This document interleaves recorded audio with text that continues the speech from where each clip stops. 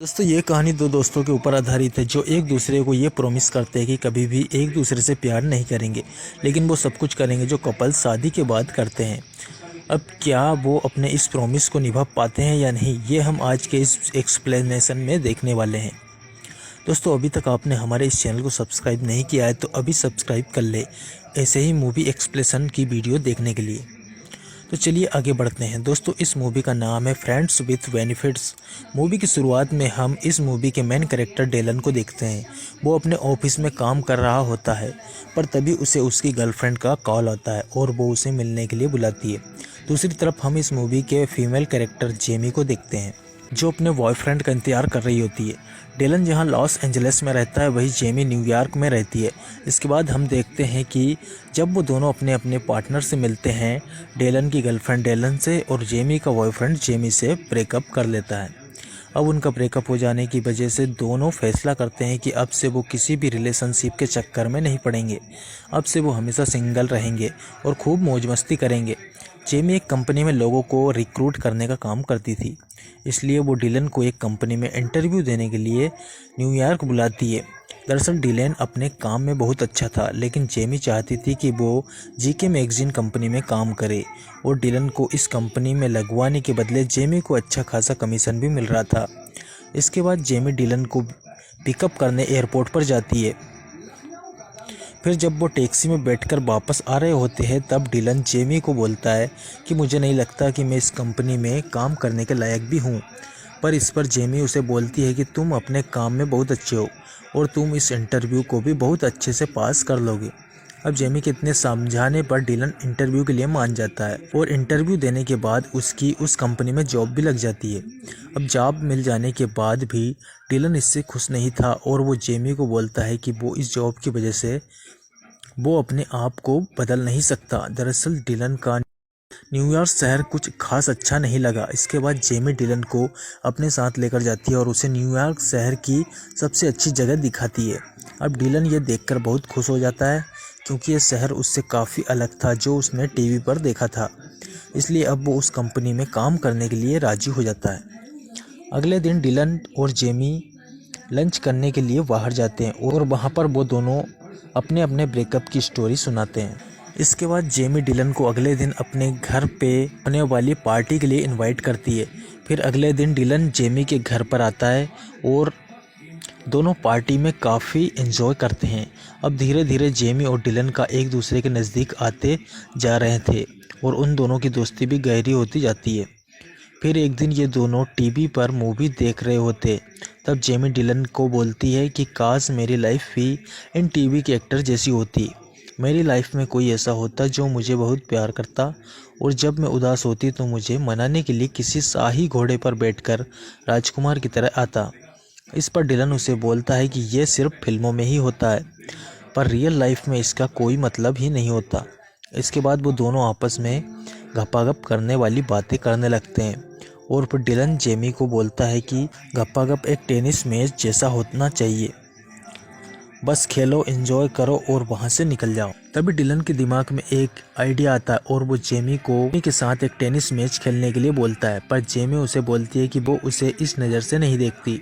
तो डिलन उसे बोलता है कि तभी तो बोल रहा हूँ, इससे हम अपनी मौज मस्ती भी कर लेंगे और हमारे बीच किसी भी तरह का इमोशनल अत्याचार वाला ड्रामा भी नहीं होगा। अब ये आइडिया जेमी को भी अच्छा लगा और फिर वो दोनों बाइबल पर हाथ रखकर कसम खाते हैं कि वो सिर्फ दोस्त ही रहेंगे और कभी भी एक दूसरे से प्यार नहीं करेंगे। अब जब दोनों के बीच सारी बातें क्लियर हो जाती है तो उसके बाद वो दोनों टेनिस मैच खेलना शुरू कर देते हैं। अब इसके बाद से वो दोनों दिन रात टेनिस मैच खेलने में लगे रहते हैं। वो दोनों इतना घपाघप करते हैं कि दोनों के बीच में चीज़ें बिगड़ने लगती है और कुछ दिनों तक वो एक दूसरे से बात भी नहीं करते। फिर कुछ दिनों बाद वो एक पार्क में मिलते हैं, जहाँ जेमी डिलन को बताती है कि उसे लगा था कि सिर्फ घपाघप करने की वजह से उन दोनों की दोस्ती पर कोई फ़र्क नहीं पड़ेगा, पर उसे लगता है कि फ़र्क पड़ रहा है और इस वजह से अब से हम ये सब नहीं करेंगे। पर अगले ही दिन से वो दोनों अपने आप को रोक नहीं पाते और फिर से टेनिस मैच खेलने लग जाते हैं। अब ऐसे ही कुछ दिन और निकल जाते हैं और ये दोनों दिन रात बस मैच खेलने में ही लगे रहते हैं। अब एक दिन करने के बाद जेमी डिलन से बोलती है कि मुझे लगता है कि अब कोई बॉयफ्रेंड बना ही लेना चाहिए और अब से हमें ये मैच भी खेलना बंद करना होगा। इसके बाद वो घूमने एक पार्क में जाते हैं जहाँ जेमी को एक लड़का पसंद आ जाता है। फिर वो उससे बात करने के लिए उसके पास जाती है और कुछ देर बातें करने के बाद उससे उसका नंबर ले लेती है और अब इन दोनों में डेटिंग होना शुरू हो जाती है। वो लड़का जेमी को बताता है कि वो एक डॉक्टर है और वो छोटे बच्चों का इलाज करता है। अब ये दोनों कुछ दिन तक एक दूसरे को डेट करते हैं और फिर एक रात जेमी और डॉक्टर भी टेनिस मैच खेलने लग जाते हैं। अगले दिन वो डॉक्टर जेमी को बिना बताए वहाँ से जा रहा होता है, पर तभी जेमी उसे देख लेती है। जेमी उसे देख लेती है और उसके पूछने पर वो डॉक्टर उसे बताता है कि वो उसके सपनों का राजकुमार नहीं बन सकता। ये सुनकर जेमी को बहुत गुस्सा आ जाता है और वो उसे गालियां देकर वहाँ से भगा देती है। इसके बाद जेमी डिलन के पास आती है और उस चूतिए डॉक्टर के बारे में बताती है। इस पर डिलन उसे बोलता है कि वो डॉक्टर तो बहुत बड़ा प्लेयर निकला, पानी निकाल कर वहाँ से चला गया। इसके बाद डिलन जेमी को बताता है कि वो इस वीकेंड को अपने घर लॉस एंजलिस जा रहा है और अगर जेमी चाहे तो वो उसके साथ चल सकती है। इस पर पहले तो जेमी उसे मना कर देती है, पर डिलन के फोर्स करने पर वो मान जाती है। इसके बाद वो डिलन के घर लॉस एंजलिस जाते हैं। वहाँ पहुँचने पर डिलन के डैड और सिस्टर डिलन को देखकर बहुत खुश हो जाते हैं। यहाँ पर हमें ये भी पता चलता है कि डिलन के डैड को अल्जाइमर की बीमारी है, जिस वजह से वो चीज़ों को बार बार भूल जाते हैं। इसके बाद हम देखते हैं जेमी और डिलन की सिस्टर आपस में बात कर रही होती, जहाँ वो जेमी को डिलन के बचपन के फ़ोटोज़ दिखाती है। फिर रात को डिलन के मन में ठरक जागने लगती है और वो चुपके से जेमी के कमरे में टेनिस मैच खेलने के लिए जाता है। पर इस पर जेमी उसे बोलती है कि हम दोनों ने डिसाइड किया था कि फिर कभी भी हम टेनिस मैच नहीं खेलेंगे। फिर भी डिलन उसे ये मैच खेलने के लिए मना ही लेता है। जेमी भी मैच खेलने के लिए मान जाती है और फिर वो पूरी रात मैच खेलते हैं। अगली सुबह जब सभी लोग ब्रेकफास्ट कर रहे होते हैं तो वहाँ हम देखते हैं जेमी के हाल भाव बदले बदले नज़र आते हैं। वो डिलन को पसंद करने लगी थी और उसकी फैमिली भी पसंद आ चुकी थी। इसके बाद हम देखते हैं शाम को डिलन और उसकी बहन आपस में बात कर रहे होते हैं और फिर एमी डिलन से पूछती है कि इसके बाद हम जेमी से कब मिल पाएंगे। तो डिलन उसे बोलता है कि मुझे नहीं पता। इस पर एमी उसे बोलती है कि क्या तुम्हारी गर्लफ्रेंड और तुम्हारे बीच झगड़ा हुआ है। तो डिलन उससे बोलता है कि जेमी मेरी गर्लफ्रेंड नहीं है और हम सिर्फ फ्रेंड्स हैं और मैं जेमी को अपनी गर्लफ्रेंड कभी बना भी नहीं सकता क्योंकि वो बहुत ज़्यादा इमोशनल है और उसका दिमाग भी ख़राब है। अब उन दोनों की बातें भी जेमी छिपकर सुन रही होती है। फिर जब रात को सभी डिनर कर रहे होते हैं तभी जेमी वहाँ पर आती है और उनको बोलती है कि वो किसी काम से न्यूयॉर्क वापस जा रही है।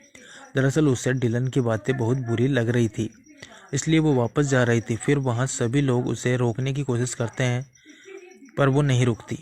इसके कुछ दिनों बाद डिलन भी वापस न्यूयॉर्क आ जाता है। वहाँ वो जेमी से कांटेक्ट करने के लिए कोशिश करता है पर जेमी उसे कोई भी जवाब नहीं देती है। फिर कुछ दिनों बाद डिलन फिर से जेमी को कॉल करता है पर फिर भी जेमी उसका कोई जवाब नहीं देती। इस पर डिलन को याद आता है कि जेमी अपनी फेवरेट जगह पर हो सकती है जहाँ पर वो अक्सर जाया करती थी। और फिर जब डिलन उस जगह पर पहुँचा तो वहाँ पर वह जेमी अकेली बैठी थी। फिर डिलन जेमी से माफ़ी मांग जेमी उससे बोलती है कि तुम एक अच्छे दोस्त नहीं हो क्योंकि दोस्त एक दूसरे की बुराई नहीं करते। अब यहाँ पर उन दोनों में बहस हो जाती है और वो दोनों अलग हो जाते हैं। अब इसके कुछ दिनों बाद हम देखते हैं कि जेमी की मॉम उसे समझा रही होती है कि जो गलती उन्होंने की है वो गलती उसे नहीं करनी चाहिए। जेमी की मॉम उसे बोलती है कि मेरी ज़िंदगी में भी बहुत सारे लड़के आए लेकिन तुम्हारे डैड उन सबसे अच्छे थे, लेकिन ये बातें मैंने समझने में बहुत देर कर दी।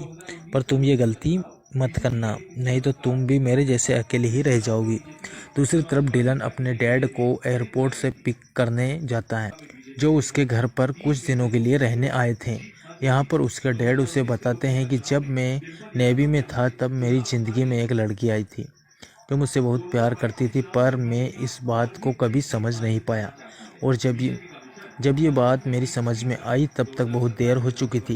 काश मैं तुम्हारी उम्र में ही अपने प्यार को समझ पाता।